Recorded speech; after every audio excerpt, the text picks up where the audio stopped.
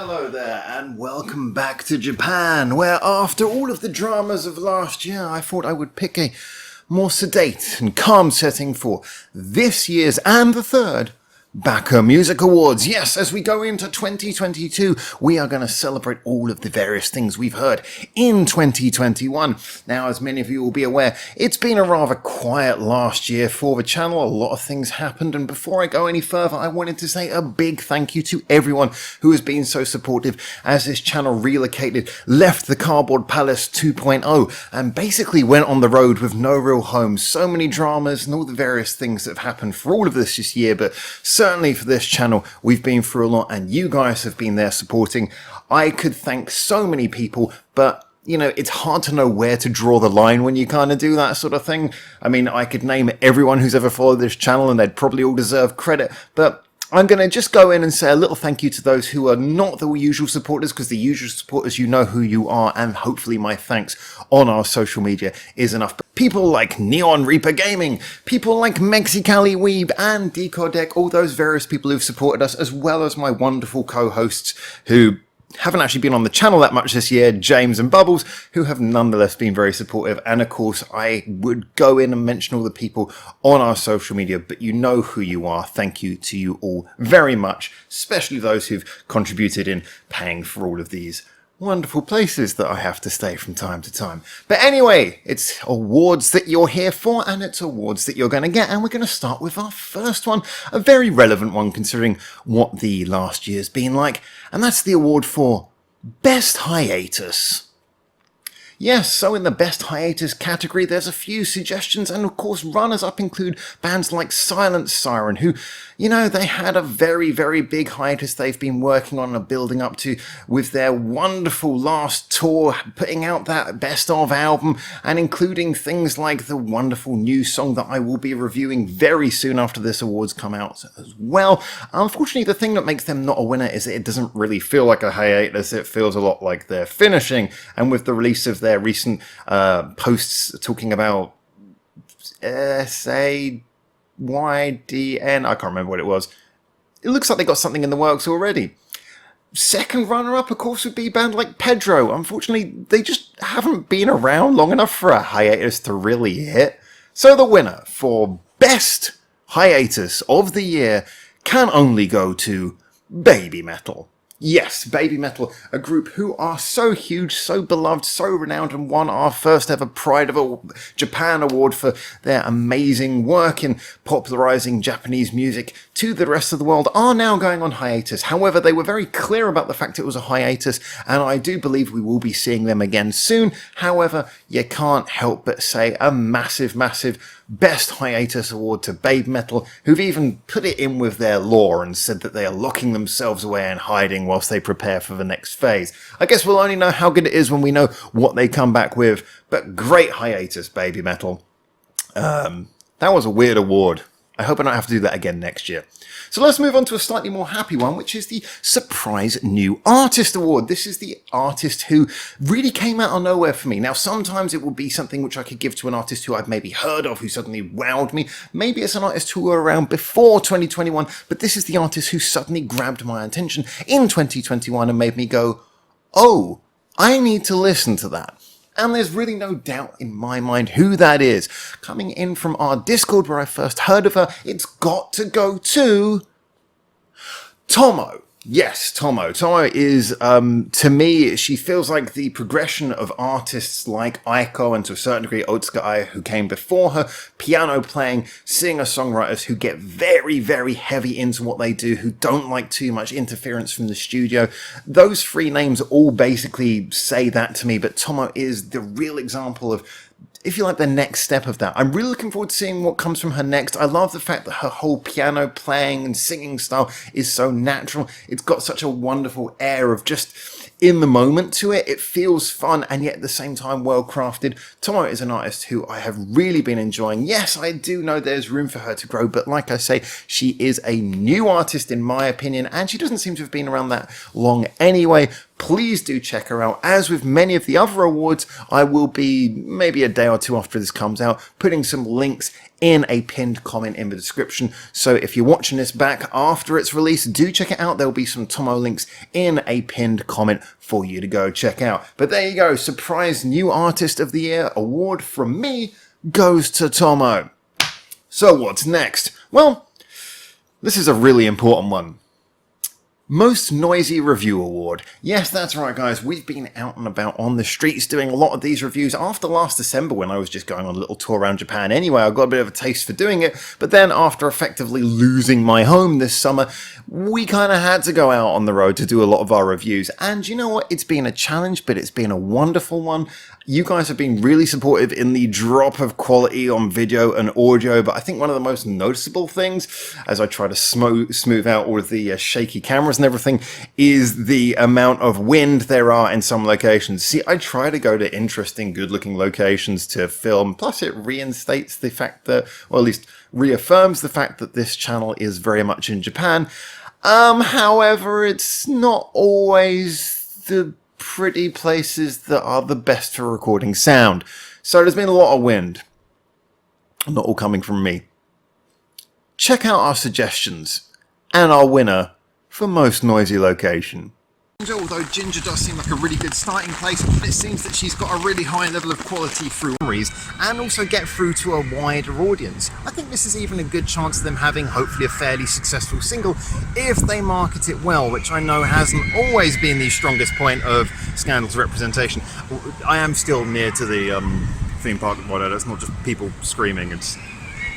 I know that could sound very harrowing if I didn't explain it. Like a gut punch for them. So there's not really too much more to say on the subject right now, except for I do hope that we'll be seeing the return of a reinvigorated Silent Siren in the not too distant future. I did pick the loudest place to do the final bit of this video.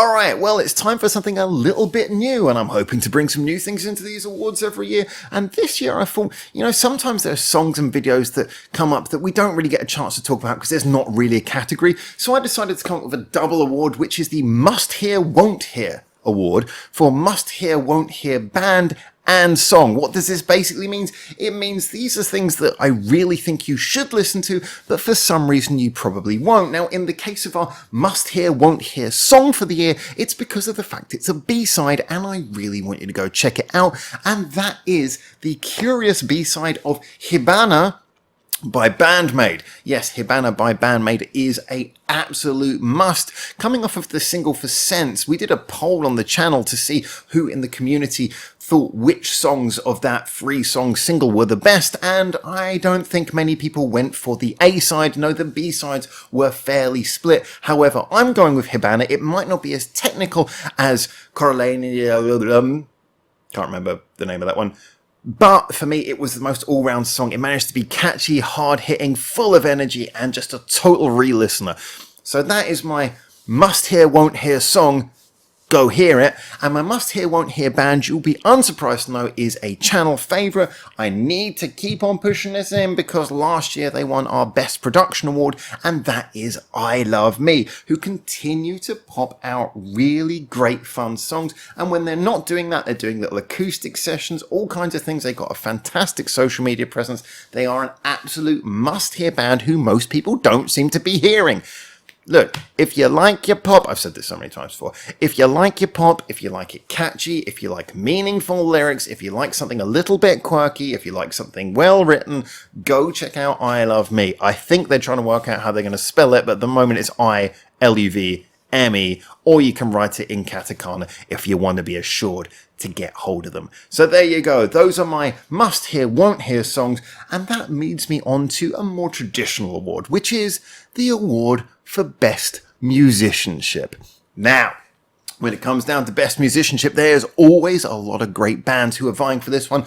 But you know what? I had to really think about whether I was going to do this, but I decided, well, there's not many awards on this channel that get won by the same band more than once. But given their release at the beginning of this year, an album that in of itself is one that we can discuss whether it's their best or not, but it did cement one thing beyond all others, which is they continue to be the best musicians as a band, and they've proved it subsequently throughout the year. I often say it's very hard to say who is the best musician of any particular instrument, but when it comes to the overall highest level of quality of just instrumentation, it was reaffirmed this year by band-maid, of course. Look, anyone who's seen Unseen World is not going to be under any illusion to the fact that we're talking about a band who just know how to deliver awesome musicianship. I mean, you know, sometimes some of my most negative comments about this album were just the fact that the musicianship got so front and center that sometimes it slightly was overbearing to the actual songwriting and arrangements, but only to a certain amount, because one of the other things that makes them such great musicians is that they know how to play together. There's that sense that they're never sort of playing over the top of each other. Sometimes there's just too many ideas for a song, but they're always played with perfection, and it's the fact that they seem to build on their own skills. They don't just go, hey, we're really good, that's our thing. They build on it and build on it and build on it, and are worthy winners once again of the Best Musicianship Award. There you go, Band-Maid. So our next award, it is the #NoBias Award, because, you know, sometimes I gotta like award something just because I like it. As we say, #NoBias is the channel. Hashtag simply because of the fact that, well, partly because #Baka probably isn't the thing I want my face on, but partly because of the fact that, you know, it's kind of the irony that we try to be very objective with our reviews here. I certainly try to give an opinion that I think is not just me saying what I think, but is me trying to take in some facts that maybe are more objective. But it's obviously the funny thing about reviewing as a general, especially when you're reviewing any form of art, that objectivity is somewhat of an illusion.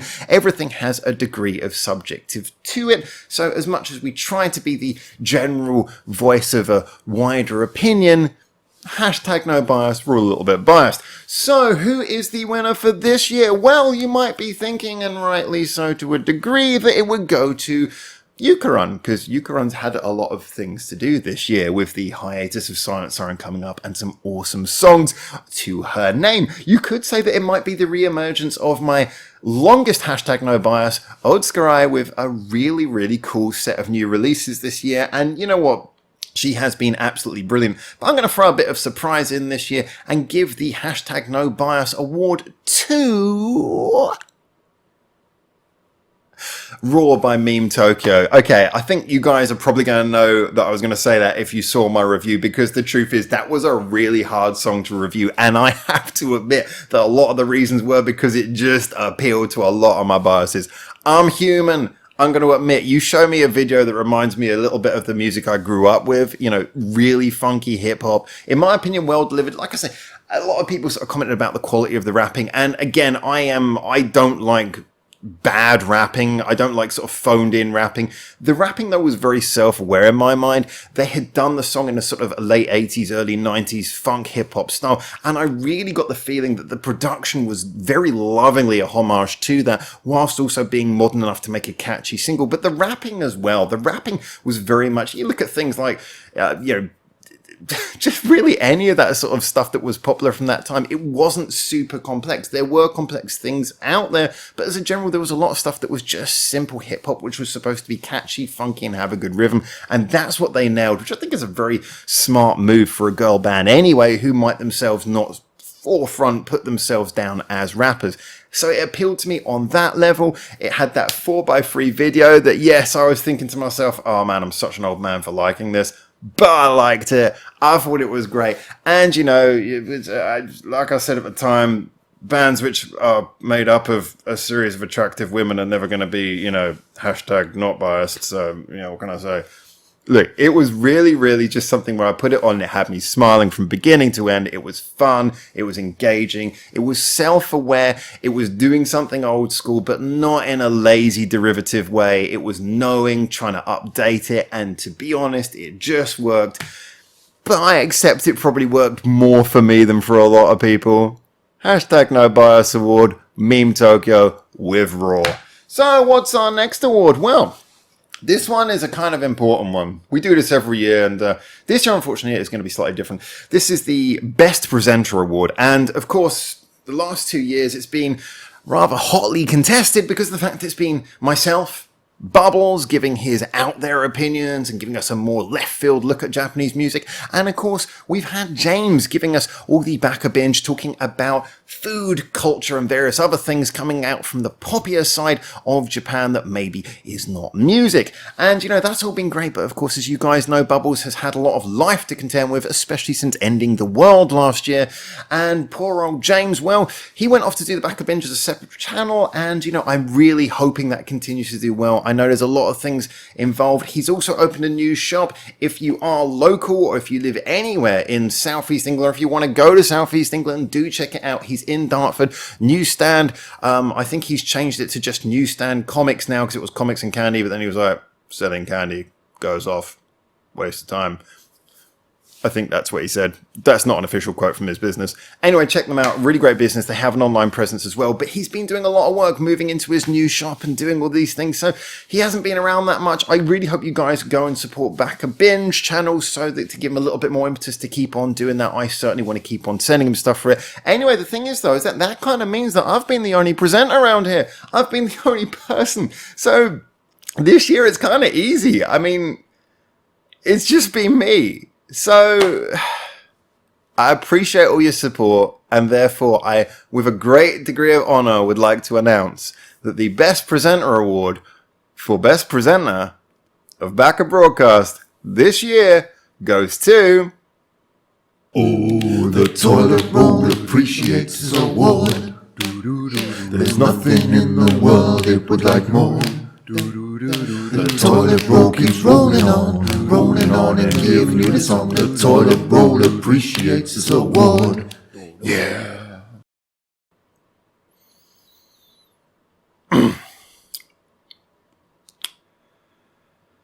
Well, on that cheerful note, let's move on to the Most Hated Review Award, one that we very much feel the need to do every year. Feels about in keeping. Well, this year, I hate to say that our Most Hated Award was nothing so dramatic as it has been in the past. Again, probably because we don't have James and Bubbles here to up the ante and just my sheer music commentary. So it did go to Nemophila's Dissension, that review. Do you know what, though? I'm going to say that the Nemophila fans as a general have been pretty damn good with us, especially considering we look in the channels past, especially obviously we restarted. For anyone who doesn't know, we restarted at the beginning of last year, well, actually 2 years ago, beginning of 2020, because our previous channel got closed down by the band that should not be named. However, yeah, back at the beginning of the channel where we were sort of just doing our thing in a very loose way and weren't really used to posting review content on YouTube, there was a degree of honesty that got us in trouble with some fans of certain bands. But you know, we were never harsh. We were just saying what we thought. And we've been roasted by bands in the past. Well, at least bands fans. And Nemophila is a band who, I got to admit, I even did a video where I tried to constructively say, here is what I think Nemophila could do to resolve a lot of the problems I have. That actually got more dislikes than a Dissension review. However, it's not a review, and this is the Most Hated Review Award. But you know what? Despite that, we still got more likes than we did dislikes, and people have still been really supportive. You know, Nemophila fans getting in there, saying what they think, talking about it, discussing it, and that's what this channel's about. It's about discussion anyway. So, you know what? Nemophila Dissension, our most disliked video review of this year, and yet, you know what? It makes me have a lot of respect for you Nemophila fans. I'm still looking forward to more. And you know what? They have put out some stuff, been steered towards some of their other stuff. They put out some stuff that gives me hope. You know, they certainly are talented musicians. I'm still waiting for the songwriting to click, in my opinion. But you know what? I'm starting to get hope from what some of you guys have played me and from what I've been hearing. So hang on in there. We'll have more Nemophila reviews for you. And I think it's all going to be negative. You know? I think it's going to get positive. Or maybe this time next year we'll be doing this review award again. Anyway, yeah, whatever. So next award goes to... well, it's for... the Best Bridge Award. Yes, that's right. It's a big one on this channel. The Best Bridge Award, because a bridge can make or break a song. A bridge is a huge thing. It's very, very important. And in my opinion, I say that because of the fact that, you know, there are some bands who are like chorus factories. They can just kick out choruses over and over again. You have some bands who are really good at putting together a verse, a very underappreciated skill. This is one that band-maid are particularly good at. They know how to make sure their verses are not the same and yet keep you aware of the flow and the direction of things. However, a bridge is an underestimated skill. Often you get like heavier bands, they'll just tend to throw in a solo and say, everyone likes solos. Sometimes you'll get pop groups who just go middle eight, just, repeat the chords from the chorus and then we'll give them another chorus because the chorus is really catchy. Sometimes you get rock bands who just basically change key a little bit and then sing something quiet and then come back. These are all fine, but what I really like is a bridge that makes me go, nice bridge.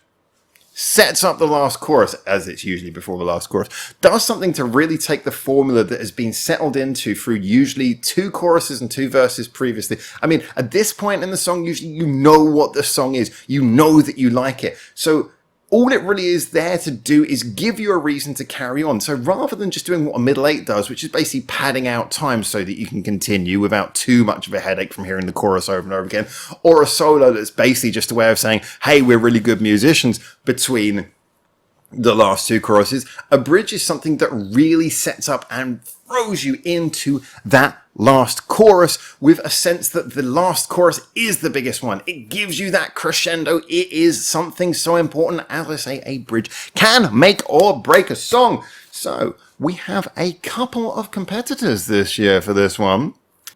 So who wins Best Bridge this year? Well, the last 2 years it's been Alia. Alia are truly bridge specialists. I must admit, this year though, they get one of the runner-up positions. Okay, I really enjoyed the bridge to Steroid, but I have to admit, it was a little bit too simple. It relied a lot on production and, the little baby scream effect. I really liked that because it was so just creepy and in your face. It just kind of worked for me as a sort of a weird jarring moment that was just quick enough to work. I just kind of liked it, but it wasn't enough really to earn them Best Bridge award. However, still a cool bridge. The other competitor that I want to put forward for this, and I'm going to get a lot of hate for this, Glory to the World by Love Bites. Again, I just said about solos not being like a legitimate on their own as a bridge. However, this was less of a solo in the normal sense, more of a sort of a theatrical madness. It just had a sense of really building up in an orchestral way, the way everything moved, the way the key changed, the way the guitars worked separately and then together. It was really dramatic and really built into the last chorus. However, I'm actually going to give the Best Bridge Award to a song that I only heard a few days ago. I've recorded the review, but I haven't actually put it out yet. However, it still qualifies as being a song from 2021. It's by a little-known band, and the winner is Special Thanks with Something New. Now, this is one, like I say, you're going to have to wait for the review on this. However, it's a simple punk song with a bridge that does things that maybe you've heard before, but it is just the way they layer and move through steps to turn it from a charging punk song into something mid-tempo and slow and heavy, and then go through a more chilled out phase, build it up, and just ramp into the last chorus in a way that the last chorus doesn't even come in with a bang. It's all part of this ramping process that builds up from that initial breakdown that introduces the bridge to begin with. It's so fluid, and yet it does so much, and at the same time comes across effortlessly. This is an absolutely brilliant bridge, and also goes a long way to proving that punk, if written intelligently, can be such an awesomely legitimate art form within itself. So never underestimate a good punk band. I don't know if they call themselves punk, but I consider them to be punk. Anyway, on to our next award, which is for the most catchy song. Yeah, okay, again, not a subject that a lot of other music reviewers really care about. We're maybe a channel who's more into how effective songs are than too much of the talking about whether they played the best guitar solo. I'm just slagging off guitar solos now, aren't I? Yeah. Look, all I care about is how effective songs are, and so catchiness is an award that I really think needs to go out there. Catchiness, however, is rather subjective, so apologies if you disagree with me on this one. However, I came up with a few songs. There were actually a lot, so apologies. I'm probably going to miss some out, but I shortlisted a few and came up with a winner in my mind just by seeing which one had burnt itself most into my soul over the last few months. So runners-up included Pathfinder by Puffy, which was, very much in their style, always a catchy band, returned to form, Great little song, that. Then we also had Diamond Shine by Dizzy Sunfist. Not even sure if that came out this year, but it was one that we reviewed in 2021. Really, really catchy. Goes around a few times, though. And that leaves us with the real winner. The winner that I just couldn't not give it to this one. This was not a band who, they have some catchy songs, but I did not expect them to win this award. However, you know what? And the first time I heard this song, I wouldn't say it comes across as being instantly catchy, but my word, does it stick with you. It really sticks with you. Ladies and gentlemen, this year's most catchy song award goes to Scandal with One More Time. Yeah, okay, you know, this song, I think so many things work towards the catchiness. The melody itself is kind of catchy. It has that little chant bit as well, which is the thing that really burrows into your head. But it's not just the chant. It has the initial melodic bit that sets it up. It's just a really, really cool little chorus. And it's backed up by that sort of simple backing. Yeah, I know a lot of Scandal fans who are into the heavier side might be a little bit perturbed by the fact they've gone a bit more poppy recently. But if you're going to do a catchy song, sometimes, you know, that sort of poppy backing that gives a little bit of room for the vocals to be heard, for the little catchy earworm bits of line to come through and really hit you.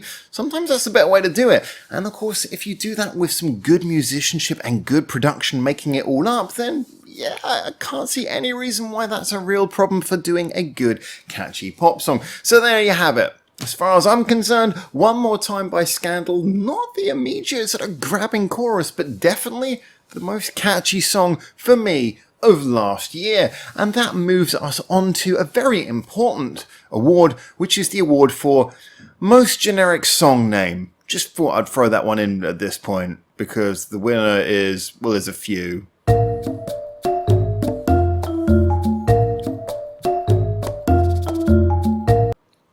Might want to work on that, Scandal. Anyway, so our next award is one that Scandal actually won last year, and it's one that we don't give to artists multiple times, so this is one that they can't win again this year. It's something that kind of goes around because we really feel the need to say this. It's what we call the Pride of Japan Award. Now, that's not really written from the perspective of me being Japanese, because I'm not. You would have guessed that. However, it's really us saying what bands are doing the best for Japan, who really sort of push Japan out into the world, and really in a way that you can go, yeah, that's what I want people to hear of Japanese music. A lot of the time this comes down to the idea of, hey, a band who you think you could play to people you know who maybe aren't into Japanese music, who would actually, you know, they'd actually get a good feeling from it. They would actually do something to promote Japanese music. But not just that, also the idea that this is a band who actively are doing that, who actively are pushing the qualities and the real value of Japanese music out into the world in an effective way. And, you know, this year, after doing Babe Metal in the first year, because obviously they've just been such a massive, massive boost for the Japanese music industry outside of Japan, and then Scandal last year for just their years of being able to grow an audience and really just represent how Japanese bands can be so good at doing pop and rock and having variation in a way that a lot of Western bands struggle to achieve. This year, there was only one band I could think of. Now, it was a band who I'm surprised I haven't mentioned them before, but I think the fact that they had their album this year, which was just wonderful, and then their lead singer having just a solo song that really hit me in the heartstrings. You guys are probably starting to work out which artists we're talking about. It's a band who as well did some really cool stuff online during the COVID period, during the lockdowns, to keep people entertained.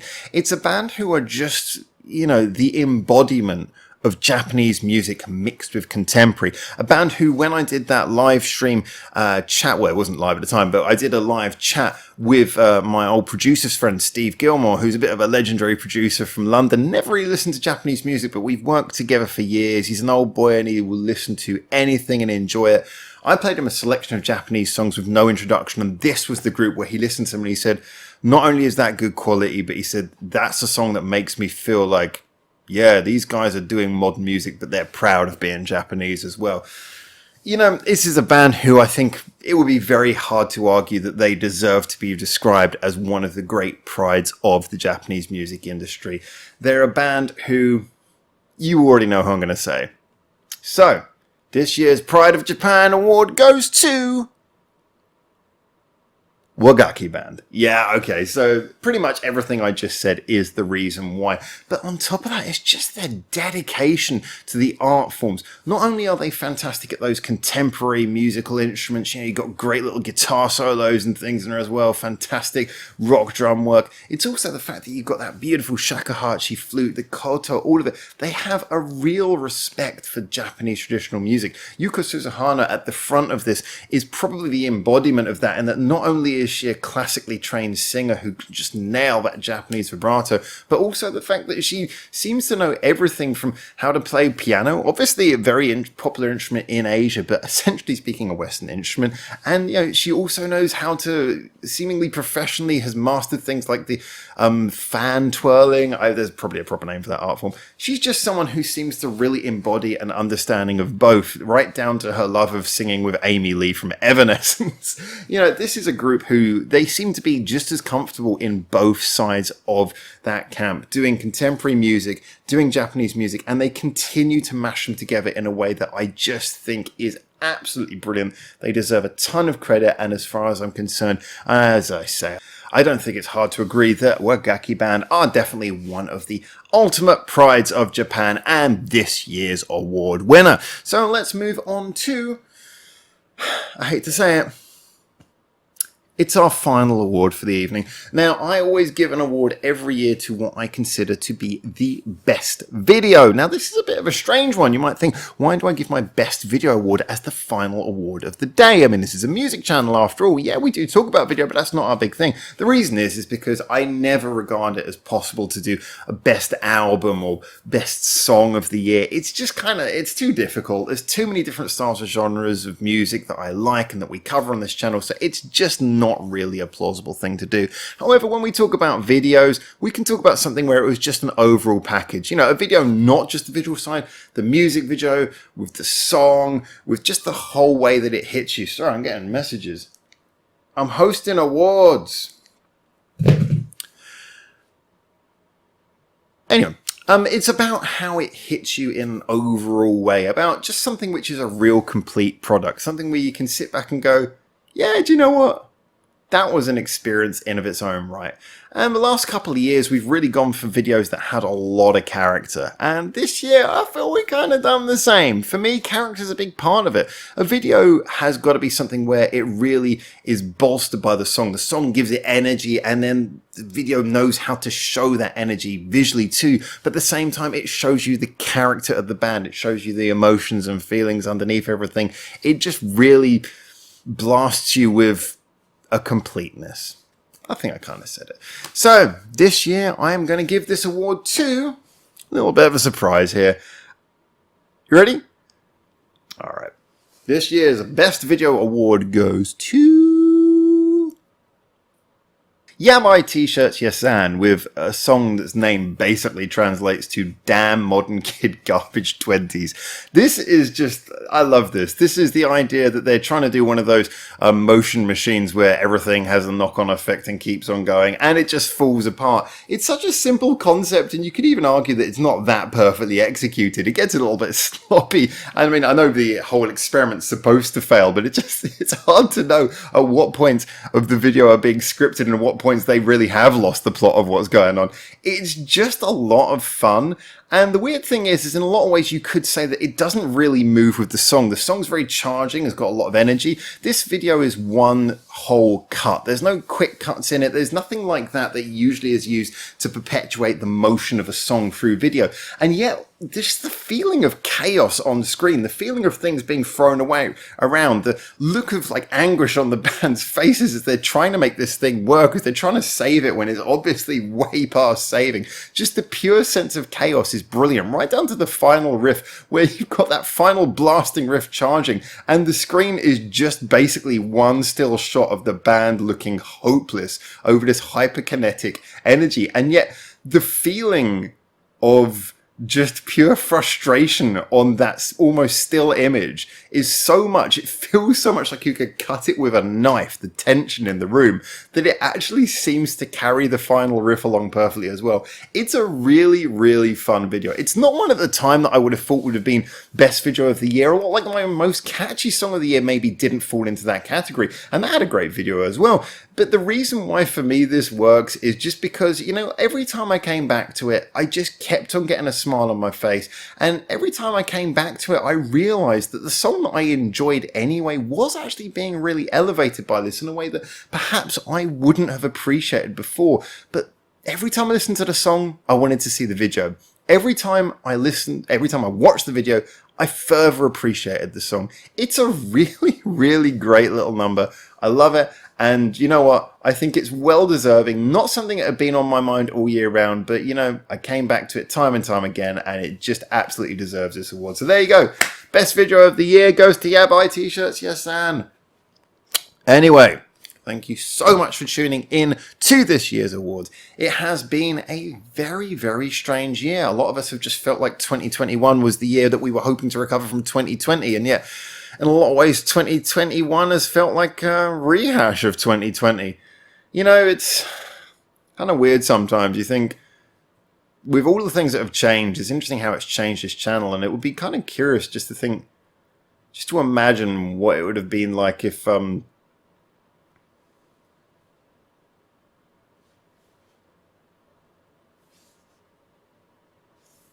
you hear that?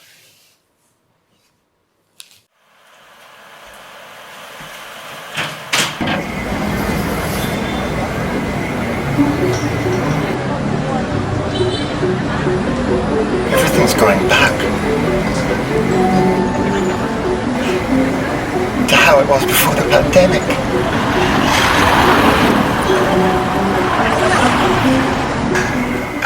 No more masks, no more social distancing.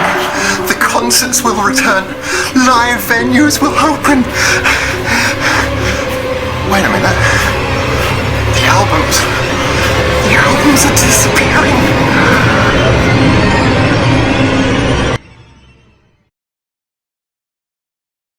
And yeah, 2020 and 2021 have just been like a weird couple of years, and it's kind of strange. You almost kind of imagine what it'd be like if